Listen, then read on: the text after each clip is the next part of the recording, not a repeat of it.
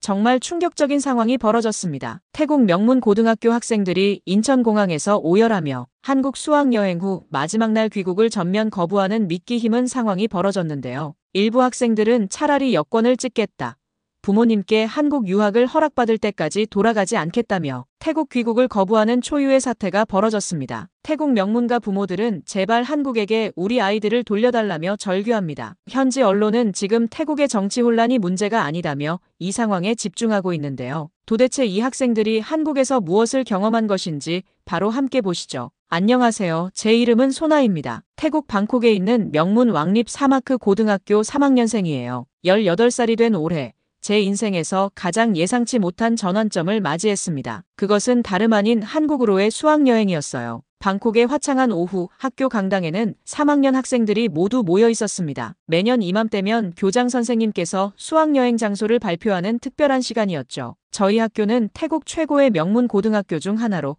왕족과 정치인, 기업가들의 자녀들이 주로 다니는 곳입니다. 그만큼 학교 행사도 항상 특별했어요. 강당에 입장하신 교장 선생님은 차분한 목소리로 말씀을 시작하셨습니다. 올해 3학년 수학여행 목적지는 대한민국 서울입니다. 교장 선생님의 발표가 끝나자마자 강당은 순식간에 술렁이기 시작했어요. 전통적으로 유럽이나 북미 지역으로 수학여행을 떠났던 저희에게 갑작스러운 한국행은 충격적인 소식이었습니다. 매년 저희 학교는 전통적으로 유럽이나 미국으로 수학여행을 떠났어요. 작년에는 프랑스와 이탈리아를, 그 전에는 미국 동부를 다녀왔죠. 저는 이번에도 당연히 서구 국가로 갈 것이라 기대했는데 아시아 국가인 한국이 목적지라니 실망감을 감출 수 없었습니다. 제 옆자리에 앉은 친구 파티마가 귓속말로 속삭였어요. 한국이라니? 분명 이사장님 부인이 한국인이라서 그런 거야. 그것 말고는 설명이 안 돼. 사실 학교 이사장님의 부인이 한국 사람이라는 건 모두가 알고 있는 사실이었습니다. 하지만 그것 때문에 수백 명의 학생들이 한국으로 가야 한다는 건 말이 안 된다고 생각했어요. 교장 선생님은 아시아의 선진국 문화와 기술을 체험하는 좋은 기회가 될 것이라고 설명하셨지만 대부분의 학생들은 실망감을 감추지 못했습니다. 저희 반 반장인 타와이는 학생회의에서 가장 큰 목소리로 반대 의견을 냈어요. 그는 태국의 전통 무예인 무에타이 선수로 자국에 대한 자부심이 특히 강한 학생이었습니다. 한국에 무슨 배울 게 있다고 가는 거죠? 우리 태국은 수천 년의 역사와 문화를 가진 나라입니다. 우리는 한 번도 식민지가 된 적이 없고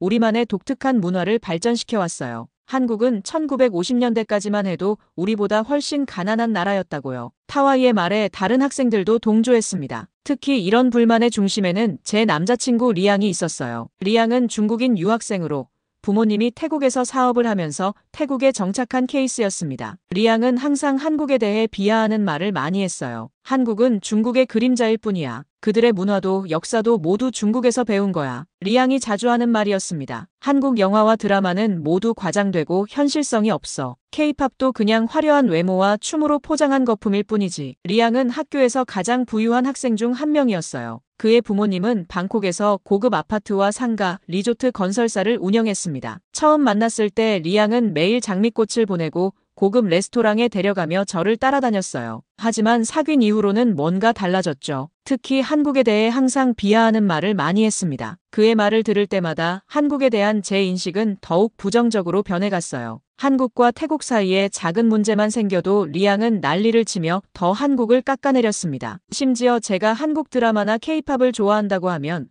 그런 쓰레기를 왜 보냐며 핀잔을 주곤 했어요. 최근에는 태국 소셜미디어에서 한국의 까다로운 입국 심사 과정에서 태국인들이 차별받는다는 이야기가 퍼지면서 반코리아 운동이 번지고 있었습니다. 몇 년 전까지만 해도 한국과 태국의 관계는 최고였는데 최근에는 비자 문제와 한국에서의 태국인 입국 거부 등으로 여러 오해가 쌓이며 관계가 안 좋아졌어요. 태국 내에서도 한국 얘기는 이제 조심히 하는 편이었죠. 제 친구 중에는 한국 화장품이나 옷을 좋아하는 아이들이 많았는데 요즘은 그런 이야기도 조심스러워했어요. 이런 분위기 속에서 한국 수학여행은 정말 환영받지 못하는 소식이었습니다. 강당에서 나온 후 저는 리양과 학교 앞 카페에 앉아 있었어요. 리양은 여전히 한국행에 대한 불만을 쏟아내고 있었죠. 태국 왕립 명문 고등학교가 한국 같은 나라에 가다니 정말 말도 안 돼. 중국이나 일본도 아니고. 리양이 분노에 찬 목소리로 말했습니다. 너희 학교가 왜 하필 한국인지 정말 이해할 수 없어. 아마 이사장 부인이 한국인이라는 게 유일한 이유겠지. 저는 한숨을 내쉬며 카페라떼를 한 모금 마셨어요. 사실 이번 수학여행 결정에는 다른 이유도 있었습니다. 최근에 부임한 국제교류처 나윈 처장님이 한국의 교육 시스템이 세계적으로 인정받고 있다며 태국 학생들이 반드시 경험해야 한다고 강조하셨다는 얘기를 들었거든요. 또한 한국과의 여러 오해들과 관계도 해소하기 위한 목적이 있었다고 합니다. 하지만 이런 설명을 리양에게 하는 것은 의미가 없었어요. 그는 이미 한국에 대한 자신의 편견으로 가득 차 있었고 어떤 설명도 들을 생각이 없어 보였습니다. 그날 저녁 수학여행 준비물 목록을 정리하면서 저는 여전히 갈등 속에 있었어요. 한편으로는 새로운 곳을 방문한다는 설렘이 있었지만 다른 한편으로는 리양의 말처럼 정말 시간 낭비가 되지 않을까 하는 걱정도 있었습니다. 특히 한국은 화장품과 패션으로 유명하니 쇼핑이라도 실컷 하자는 생각이 들었어요. 수학여행 출발 전날 리양은 제게 전화를 걸어 다시 한번 한국에 대한 부정적인 생각을 심어줬습니다. 한국은 배울 게 없는 나라야. 미국이나 유럽이 훨씬 더 배울 점이 많을 텐데 시간 낭비라고 생각해. 더구나 한국인들은 태국인들을 무시하잖아. 똑같은 관광객인데 태국인들은 따로 검문하고 까다롭게 대한다면서 조심해야 할 거야. 리양은 계속해서 말을 이어갔어요. 한국에 가면 우리 같은 VIP는 특별 대우를 받을 거야. 중국인들은 어디서나 환영받으니까. 하지만 태국인들은 그렇지 않을 거라고. 그의 말에 저는 더욱 불안해졌어요. 특히 그가 보여준 소셜미디어의 반코리아 운동 게시물들은 제 마음을 더욱 무겁게 만들었습니다. 입국 심사에서 태국인들이 차별받는 모습, 태국인들을 무시하는 한국인들의 태도를 묘사한 게시물들이 넘쳐났어요. 결국 저는 큰 기대 없이, 아니 솔직히 말하면 약간의 두려움과 함께 수학여행 가방을 쌌습니다. 겨울이라는 한국의 날씨에 맞춰 따뜻한 옷들을 챙기고 필요한 물품들을 가방에 넣으면서도 마음은 무거웠어요. 침대에 누워 천장을 바라보며 저는 한숨을 내쉬었습니다. 정말 이번 여행이 의미가 있을까? 하는 의문이 계속 머릿속을 맴돌았어요. 리양의 말처럼 한국은 정말 배울 게 없는 나라일까? 태국인들을 차별하는 나라일까? 이런 의문들로 머릿속이 복잡했습니다. 잠들기 전 저는 그냥 빨리 끝났으면 좋겠다고 중얼거렸어요. 하지만 그때는 몰랐습니다. 이 여행이 제 인생을 완전히 바꿔놓을 거라는 사실을요. 한국에서의 일주일이 제 세계관을 어떻게 변화시킬지, 그리고 제가 얼마나 많은 편견을 가지고 있었는지를 깨닫게 될 거라는 것을요. 태국을 떠나기 전 저는 이미 한국에 대한 부정적인 생각으로 가득 차 있었습니다. 하지만 직접 경험하는 것이 얼마나 중요한지, 그리고 그것이 어떻게 제 삶을 변화시킬 수 있는지는 아직 알지 못했어요. 태국 방콕에서 한국 서울로 향하는 비행기에 오르면서 저는 제 인생에서 가장 중요한 여행이 시작된다는 것을 전혀 예상하지 못했습니다. 인천국제공항에 발을 딛는 순간 제 가슴 속에 묘한 느낌이 일었습니다. 비행기에서 내려 공항 터미널로 들어서자 저희 태국 학생들 모두의 발걸음이 자연스레 멈춰섰어요. 하늘을 찌를 듯한 높은 천장,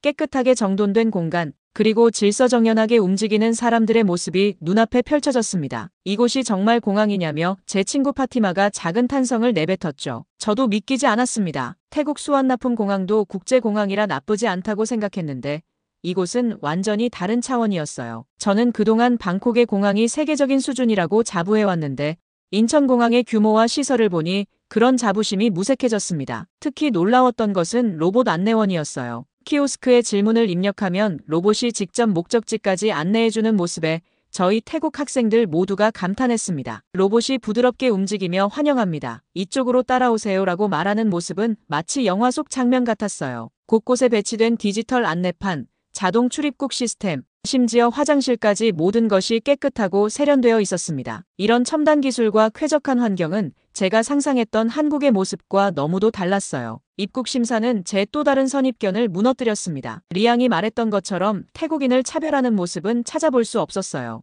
오히려 한국어, 영어, 태국어, 중국어 등 다양한 언어로 안내가 되어 있어 외국인들이 쉽게 이용할 수 있도록 배려하고 있었죠. 심사관도 친절하게 태국어로 간단히 인사를 건네주어 저희를 놀라게 했습니다. 반코리아 운동에서 들었던 것처럼 태국인을 차별하는 모습은 전혀 찾아볼 수 없었어요. 소셜미디어에서 봤던 내용과 실제 경험이 이렇게 다를 수 있다는 점이 첫 번째 충격이었습니다. 공항에서 서울 시내로 이동하는 길, 저는 창밖으로 펼쳐지는 풍경을 유심히 바라보았어요. 깨끗한 도로, 규칙적으로 늘어선 나무들, 그리고 무엇보다 정확히 시간에 맞춰 운행되는 공항철도가 인상적이었습니다. 창밖으로 보이는 서울의 모습은 제가 상상했던 것과 많이 달랐어요. 현대적인 고층 빌딩들 사이로 전통적인 건물들이 조화롭게 어우러져 있었고 거리는 놀라울 정도로 깨끗했습니다. 호텔에 도착해 짐을 풀고 첫 일정으로 지하철을 탔어요. 지하철역에 들어서자 제 눈이 다시 한번 커졌죠. 깨끗한 역사, 디지털 안내판, 그리고 무엇보다 질서 있게 줄을 서서 기다리는 사람들의 모습이 놀라웠어요. 방콕의 BTS 스카이트레인도 좋지만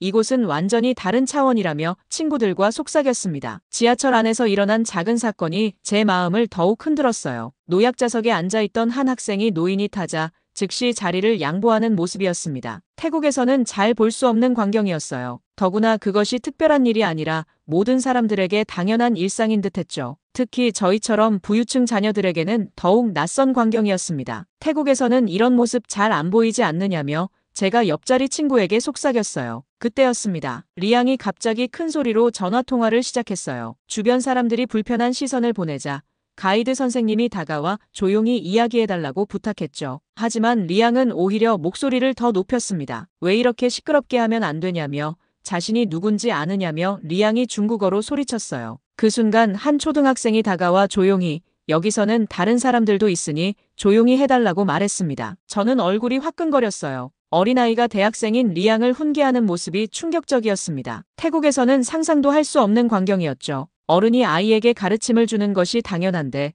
여기서는 어린아이도 공공질서에 대해 당당하게 목소리를 냈어요. 더욱 놀라운 것은 주변 어른들이 그 아이를 칭찬하고 지지하는 모습이었습니다. 리양은 얼굴이 불그락푸르락해지며 중국어로 중얼거렸습니다. 감히 누가 자신에게 그런 말을 하냐며 이 나라는 정말이라고 말이죠. 하지만 그의 불평은 공감을 얻지 못했어요. 오히려 주변 사람들의 차가운 시선만 더해졌습니다. 저는 그 순간 리양을 바라보는 제 시선이 달라졌습니다. 어쩌면 그가 알고 있던 세상은 편협하고 왜곡된 것이 아닐까 하는 생각이 들었어요. 리양의 말과 제가 직접 보는 한국은 너무나 달랐습니다. 그의 오만한 태도와 공공장소에서의 무례한 행동이 갑자기 부끄럽게 느껴졌어요. 지하철에서 내려 명동으로 향하는 길.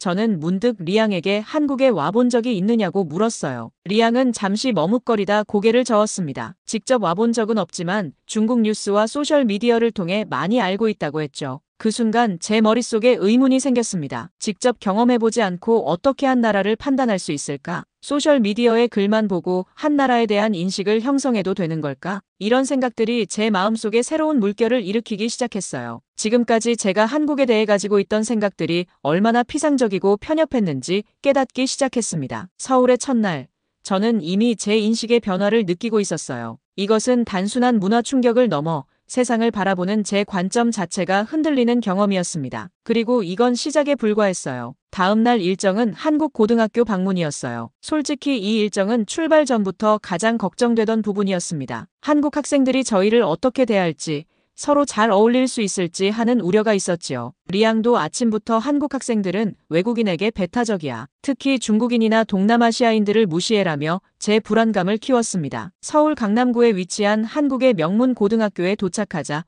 정문 앞에는 태국 친구들을 환영합니다라는 한글과 태국어로 쓰인 현수막이 걸려 있었어요. 학교 건물로 들어서니 한국 학생들이 예쁜 전통 한복을 입고 저희를 맞이해 주었습니다. 예상치 못한 환영에 긴장감이 조금 풀렸어요. 가장 먼저 눈에 띈 것은 학교 시설이었습니다. 모든 교실에는 첨단 전자기기가 갖춰져 있었고 학생들은 태블릿을 이용해 수업에 참여하고 있었어요. 태국에서도 일부 국제학교에서는 이런 시스템을 도입하고 있지만 아직 보편화되지는 않았죠. 화려하지는 않지만 실용적이고 효율적인 교실 구조가 인상적이었습니다. 한국 학생들과 짝을 이뤄 수업에 참여하게 되었어요. 제 짝은 미소가 아름다운 서연이라는 학생이었습니다. 서연이는 유창한 영어로 자기소개를 하며 친절하게 대해주었어요. 심지어 몇몇 태국어 단어도 알고 있어서 저를 놀라게 했답니다. 태국에 대해 공부했어요. 정말 아름다운 나라죠. 방콕에 있는 왕궁과 에메랄드 불상이 유명하다고 들었어요. 서연이의 태국에 대한 지식이 놀라웠습니다. 저는 한국에 대해 거의 아는 게 없었는데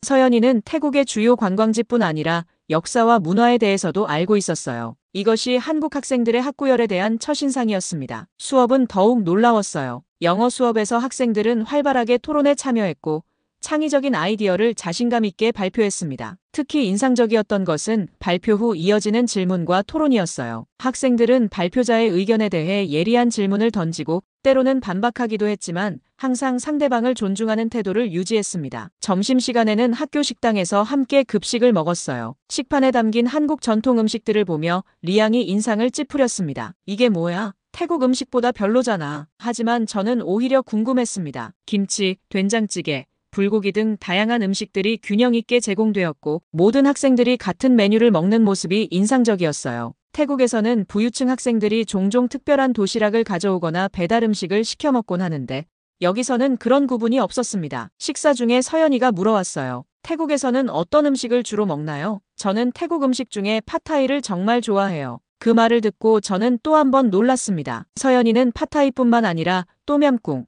솜땀 같은 태국 음식도 알고 있었어요. 반면 저는 오늘 먹은 된장찌개가 한국 음식인지도 몰랐죠. 제가 한국에 대해 얼마나 무지했는지 부끄러워졌습니다. 오후에는 문화교류 시간이 있었어요. 저희는 태국 전통 춤을 선보였고 한국 학생들은 K-팝 댄스를 가르쳐 주었습니다. 처음에는 어색했지만 곧 서로 웃고 즐기며 친해질 수 있었지요. 특히 인상적이었던 것은 한국 학생들의 태국에 대한 관심이었습니다. 많은 학생들이 태국을 방문한 경험이 있거나 방문 계획을 세우고 있었어요. 태국 음식, 문화, 관광지에 대해 질문하는 학생들의 호기심이 신선했습니다. 서연이는 수업이 끝난 후에도 바쁘게 움직였어요. 동아리 활동, 봉사활동, 그리고 주말에는 카페 아르바이트까지 한다고 했죠. 저는 이런 바쁜 일정을 어떻게 소화하느냐고 물었습니다. 시간 관리가 중요해요. 그리고 미래를 위한 준비니까요. 한국은 경쟁이 치열해서 항상 자기 개발을 해야 해요. 서연이의 말에 깊은 인상을 받았습니다. 태국의 재벌 자녀들과는 달리 한국 학생들은 출신, 배경과 상관없이 모두 미래를 위해 열심히 준비하고 있었어요. 부모의 재산이나 배경에 의존하지 않고 자신의 실력과 노력으로 미래를 개척하려는 태도가 놀라웠습니다. 학교 방문을 마치며 제 마음속에는 복잡한 감정이 일었어요. 한국 학생들이 태국에 대해 저희가 한국에 대해 알고 있는 것보다 더 많이 알고 있다는 사실이 충격적이었습니다. 저희가 얼마나 편협했던 건 아닐까 하는 생각이 들었어요. 호텔로 돌아오는 버스 안에서 리양은 여전히 불평을 늘어놓았습니다. 그냥 겉모습만 그럴듯하게 꾸민 거야. 실제로는 모두 가난하고 힘들게 살고 있을 거야. 하지만 이번에는 그의 말이 제 귀에 들어오지 않았어요. 직접 본 한국 학생들의 모습과 너무 달랐으니까요. 처음으로 리양의 말을 의심하기 시작했습니다. 한국 사람들과 그들의 시민의식을 직접 겪으니 이제껏 남자친구가 말한 것이 과연 사실일까 하는 의문이 들었어요. 그날 밤 저는 오랜만에 제 마음을 일기장에 솔직하게 털어놓았습니다. 오늘 만난 한국 학생들은 내가 상상했던 것과 너무 달랐다. 그들의 열정, 성실함, 그리고 미래를 향한 준비성이 정말 인상적이었다. 나는 지금까지 세상을 얼마나 좁은 시각으로 바라보고 있었을까? 다음 날 저희는 경복궁과 전쟁기념관을 방문하게 되었습니다. 아침 일찍 호텔을 나와 버스에 올랐어요. 창밖으로 보이는 서울의 아침 풍경은 활기찼습니다. 출근하는 사람들, 학교로 향하는 학생들, 그리고 분주하게 움직이는 도시의 모습이 인상적이었어요. 경복궁에 도착하자 웅장한 규모와 아름다운 건축물들이 저희를 맞이했습니다. 태국의 왕궁과는 완전히 다른 건축 양식이었어요. 한국의 전통 건축물은 화려하지는 않지만 자연과 조화를 이루는 소박함과 단아함이 느껴졌습니다. 가이드 선생님은 경복궁의 역사와 의미를 자세히 설명해 주셨어요. 특히 인상적이었던 것은 일제강점기에 훼손되었다가 해방 후 복원된 과정이었습니다. 한국의 아픈 역사를 들으며 저는 태국과 한국의 역사적 차이점을 깨닫게 되었어요. 태국은 서구 열강의 식민지가 된 적이 없지만 한국은 일본의 지배를 받았다가 독립한 후 한국전쟁까지 겪으면서도 현재의 발전을 이룬 것이에요. 가이드 선생님의 설명을 들으며 저는 한국의 역사적 아픔과 극복 과정에 대해 깊은 인상을 받았습니다. 태국이 식민지가 되지 않았다는 것은 행운이었지만 한국이 그런 역경을 딛고 이렇게 발전했다는 것이 정말 대단한 일이라는 생각이 들었어요. 경복궁 내부를 거닐며 저는 한국의 역사와 문화에 점점 더 관심이 생겼습니다. 특히 근정전의 웅장함과 경회로의 아름다움은 저를 매료시켰어요. 한복을 빌려 입고 경복궁을 거니는 체험도 특별했습니다. 태국의 전통 의상과는 완전히 다른 디자인과 색감이었죠. 리양은 여전히 불평을 늘어놓았어요. 중국 자금 덕분에 한국이 발전한 거야. 한국의 모든 문화는 중국에서 온 거라고. 하지만 이제 그의 말은 제 귀에 들어오지 않았습니다. 오히려 그의 좁은 시야와 편협한 생각이 안타깝게 느껴졌어요. 한국이 어떤 나라인지 진심으로 이해하지 못하는 리양이 불쌍해 보였습니다. 경복궁을 나와 다음으로 방문한 전쟁기념관에서는 더 큰 충격과 감동을 받았어요. 특히 태국관 방문은 제 가슴을 울렸습니다. 1950년 한국 전쟁 당시 태국이 유엔군의 일원으로 전투 병력을 파병한 아시아 최초의 국가 중 하나였다는 사실을 처음 알게 되었어요.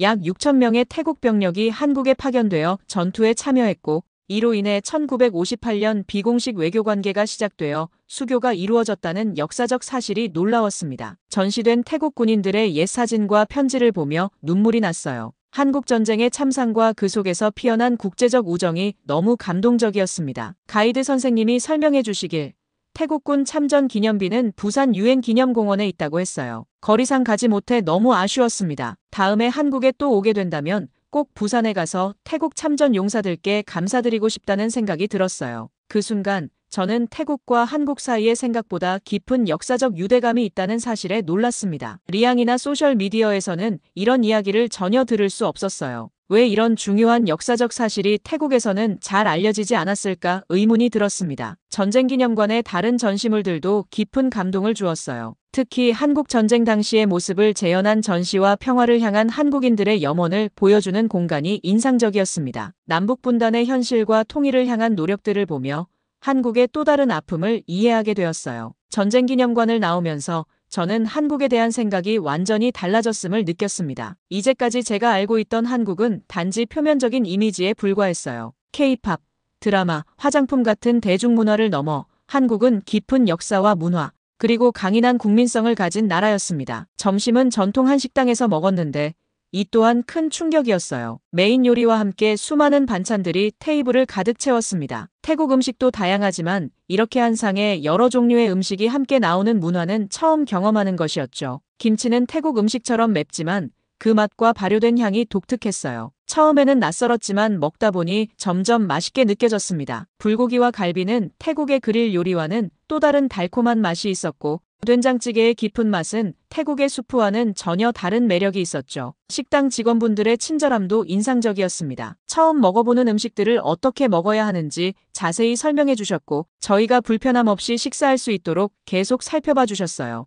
이런 세심한 배려와 서비스 정신이 한국 문화의 또 다른 매력으로 느껴졌습니다. 그날 저녁 호텔로 돌아오는 버스 안에서 저는 깊은 생각에 잠겼어요. 출발 전에는 기대도 없고 불만만 가득했는데 이틀 만에 이렇게 한국에 대한 생각이 바뀔 줄은 몰랐습니다. 태국을 떠나기 전에 편견들이 하나씩 사라지고 있음을 느꼈어요. 리양은 여전히 부정적인 태도를 보였지만 저는 이제 그의 말을 그대로 받아들이지 않게 되었습니다. 직접 보고 느끼는 한국의 모습이 리양이 묘사하는 한국과는 너무나 달랐으니까요. 제 마음속에서는 서서히 리양에 대한 감정도 변화하기 시작했습니다. 그날 밤 일기장에는 이렇게 적었어요. 오늘 경복궁과 전쟁기념관을 방문하며 한국의 아픈 역사와 그것을 딛고 일어선 강인함에 깊은 감동을 받았다. 특히 태국과 한국의 역사적 유대감을 알게 된 것은 큰 수확이었다. 이제 리양의 말을 맹목적으로 믿지 않고 스스로 보고 느끼며 판단하고 싶다. 셋째 날 아침, 저는 평소보다 일찍 일어나 호텔 창가에 앉았습니다. 서울의 아침 풍경을 바라보며 지난 이틀간의 경험을 곱씹어봤어요. 한국에 대한 제 선입견이 얼마나 잘못되었는지, 그리고 리양의 영향력이 저에게 얼마나 크게 작용했는지 깨닫게 되었습니다. 오늘의 일정은 한국의 첨단 기술을 체험하는 것이었어요. 첫 방문지는 삼성 디지털 시티였습니다. 이곳은 삼성전자의 최신 기술을 전시하고 체험할 수 있는 공간이었죠. 입구에 들어서자마자 모두가 입을 다물지 못했어요. 홀로그램으로 만들어진 안내원이 저희를 맞이했고 실제 사람처럼 자연스럽게 대화하는 AI 시스템이 놀라웠습니다. 저희 친구 파티마는 영화에서나 보던 것들이 실제로 존재한다며 놀라움을 감추지 못했어요. 전시장에는 미래의 스마트홈 시스템, 접히는 디스플레이, 증강, 현실기기 등 최첨단 기술들이 전시되어 있었습니다. 특히 인상적이었던 건 음성인식 AI였어요. 태국어를 포함한 여러 언어를 완벽하게 인식하고 반응하는 모습에 모두가 놀랐습니다. 태국의 신흥부유층으로 자란 저희에게도 이런 기술의 발전 속도는 충격적이었어요. 리양은 계속해서 중국도 이런 기술이 있어 오히려 더 앞서 있지라며 말했지만 더 이상 설득력이 없었습니다. 전시장의 한 직원이 리양의 말을 듣고 미소 지으며 다가왔어요. 맞습니다. 중국도 AI와 기술 발전에 대단한 성과를 이루고 있습니다. 각 나라마다 강점이 있죠. 저희는 경쟁하면서도 서로 배우고 있습니다. 그 직원의 너그러운 대답에 리양은 말문이 막혔고 저는 또 한 번 한국인의 성숙함에 감동받았습니다. 경쟁 속에서도 상대를 인정하고 존중하는 태도가 인상적이었어요. 저는 점점 더 한국 사회의 평등함과 배려심에 감동받고 있었어요. 겉으로 보이는 화려함보다 내실을 중요시하는 문화, 지위와 부에 상관없이 모두가 동등하게 대우받는 사회 분위기가 인상적이었습니다. 그날 오후 번화가를 걷고 있을 때였어요. 리양이 지나가던 사람과 부딪혔습니다. 보통 그냥 서로 사과하며 지나가면 될 일이었는데 리양은 갑자기 내가 누군지 알아? 라며 중국어로 소리를 지르기 시작했어요. 정말 창피했습니다. 태국에서는 몰랐는데 한국에서 젠틀한 남자들만 보다가 남자친구의 이런 모습을 보니 정이 떨어졌어요. 저희 가이드 선생님은 재빨리 나서서 그 사람들에게 사과했습니다. 정말 죄송합니다. 우리 친구가 기분이 안 좋았나 봐요. 리양의 오만함과 무례함, 그리고 가이드 선생님의 배려심과 책임감이 너무나 대조적이었습니다. 그 순간 저는 리양과의 관계를 진지하게 다시 생각해봐야겠다고 결심했어요. 다음 날 아침, 저는 일어나자마자 일기장을 꺼내 제 감정을 정리했습니다. 한국에서의 사흘 동안 제가 얼마나 많이 변했는지, 그리고 리양에 대한 제 감정이 어떻게 달라졌는지 솔직하게 써내려갔어요. 태국에서만 있었다면 결코 몰랐을 더 넓은 세계를 경험했기 때문에 제 시야가 얼마나 좁았는지 깨달았습니다. 나는 지금까지 부모님의 재산과 지위 속에서 살다 보니 진짜 세상을 볼 기회가 없었던 것 같다. 방콕의 고급 쇼핑몰과 리조트, 명품 매장들, 그곳이 전부인 줄 알고 철없이 살았다. 아침 식사를 하러 내려가자 리양이 로비에서 기다리고 있었어요. 어제의 일을 사과하기는커녕 여전히 한국을 깎아내리며 말을 시작했습니다. 이 나라 사람들은 겉으로만 그럴싸하게 보이려고 해. 실제로는 모두 가난하고 불행해. 여기서 우리가 배울 게 뭐가 있겠어? 저는 더 이상 참을 수 없었어요. 리양, 넌 한국에 대해 아무것도 모르면서 계속 판단하고 있어. 나는 이 나라에서 많은 것을 배우고 있어. 특히 타인을 존중하는 법을요. 리양은 제 반응에 놀란 듯 했습니다. 그때까지 저는 그의 말에 항상 맞장구를 쳐주는 편이었거든요. 제가 처음으로 그에게 반대 의견을 표현한 순간이었습니다. 식사 중에 리양은 또다시 음식을 비하하기 시작했습니다. 중국 음식이 훨씬 맛있어. 이건 그냥 밥에 야채 넣은 거잖아. 옆자리에 앉은 파티마가 조용히 제게 말했어요. 소나, 솔직히 내 남자친구 좀 피곤하지 않니? 그는 모든 걸 비판하기만 해. 파티마의 말에 저도 고개를 끄덕였습니다. 저만 그렇게 느낀 게 아니었던 거죠. 다른 친구들도 리양의 태도에 불편함을 느끼고 있었어요. 오후에는 남산타워로 향했습니다. 케이블카를 타고 올라가는 동안 서울의 전경이 점점 넓게 펼쳐졌어요. 산 위에서 바라본 서울은 현대적인 고층 건물들과 전통적인 지역이 조화롭게 어우러진 아름다운 도시였습니다. 남산타워 전망대에서 서울을 내려다보며 저는 이 도시의 특별함을 느꼈어요. 한강을 중심으로 펼쳐진 도시, 곳곳에 보이는 녹지 공간, 그리고 밤이 되자 반짝이기 시작한 불빛들이 마치 별처럼 빛났습니다. 타와이조차도 우리가 생각했던 것보다 훨씬 발전되고 조화로운 도시라며 감탄했어요. 이제는 모두가 한국의 매력에 빠져들고 있었습니다. 저녁 식사가 끝나갈 무렵 리양이 갑자기 자리에서 일어났습니다. 소나, 잠깐 얘기 좀 할까? 저는 친구들을 향해 미안하다는 표정을 짓고 리양을 따라 레스토랑 밖으로 나왔어요. 차가운 서울의 밤 공기가 저를 맞이했습니다. 너 요즘 이상해. 내가 뭐 잘못했어?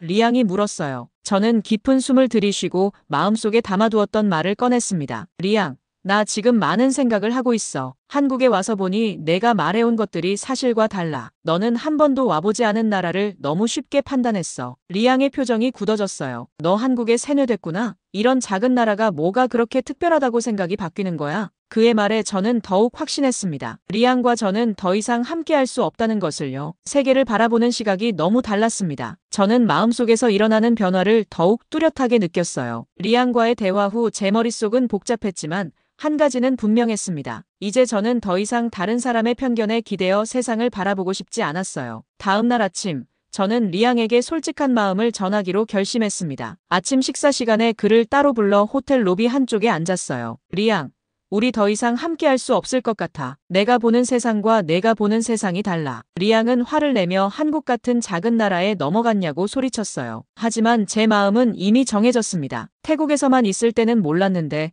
더 넓은 세상과 한국 사람들을 보니 제가 얼마나 어리석었는지 깨달았거든요. 그날 저녁 한강공원에서 마지막 밤을 보내기로 했습니다. 서울에서의 마지막 날이라 감회가 새로웠어요. 한강변에 앉아 야경을 바라보며 저는 이번 여행이 제 인생에 얼마나 큰 변화를 가져왔는지 생각했습니다. 한강에서 유명하다는 라면을 먹어봤는데 그 맛이 정말 기억에 남았어요. 태국의 매운 음식에 익숙한 저희에게도 한국 라면의 맛은 특별했습니다. 매콤하면서도 깊은 맛이 있었지요. 서울의 밤하늘 아래 친구들과 함께 앉아 이야기를 나누며 저는 제 꿈에 대해 생각했어요. 한국의 교육 시스템과 비즈니스 문화에 깊은 인상을 받은 저는 한국 대학원에 진학하고 싶다는 생각이 들었습니다. 태국과 한국을 잇는 비즈니스를 하고 싶다는 꿈도 생겼어요. 한강의 잔잔한 물결을 바라보며 저는 이번 여행이 단순한 수학여행이 아닌 제 인생의 전환점이 되었음을 느꼈습니다. 편견을 깨고 세상을 더 넓게 바라보게 된 소중한 경험이었어요. 태국으로 돌아가는 비행기 안에서 저는 이번 여행의 경험을 일기에 적었습니다. 한국 방문이 제 생각을 완전히 바꿔놓았다는 것.